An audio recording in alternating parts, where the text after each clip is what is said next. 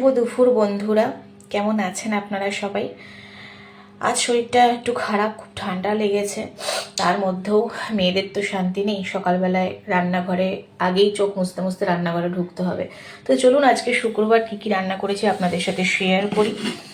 এটা ভাত, দেখতে ভাত তো করতেই হবে, যাই হোক ভাত নামিয়ে নিয়েছি। আজকে একটু অল্প করে ভাত নিয়েছি, কারণ রাতের বেলায় আজকে একটু খাওয়া দাওয়া আছে বাইরে।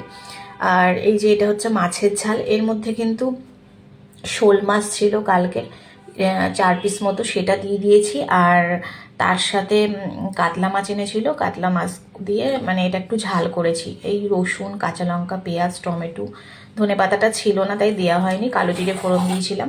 আর এটা হচ্ছে একটু আলুর দম, সকালবেলা মেয়েকে একটু আলুর দম করে দিয়েছিলাম, মেয়ে আলুর দম খেতে খুব ভালোবাসে। আর একটু এই যে ডাল করেছিলাম একটু সিদ্ধ মতন।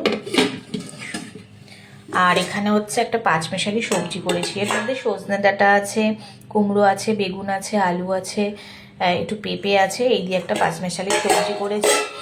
আর এখানে দেখতে পাচ্ছেন এটা হচ্ছে আমার খুব ফেভারিট, প্লাস আমার মেয়েরও।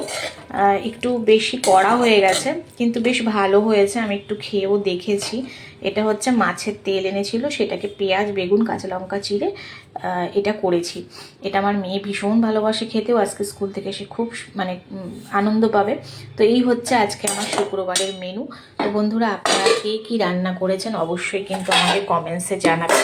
আর ভিডিওটি ভালো লাগলে কিন্তু লাইক, কমেন্ট, শেয়ার করতে একদম ভুলবেন না। খুব ভালো থাকবেন, টাটা।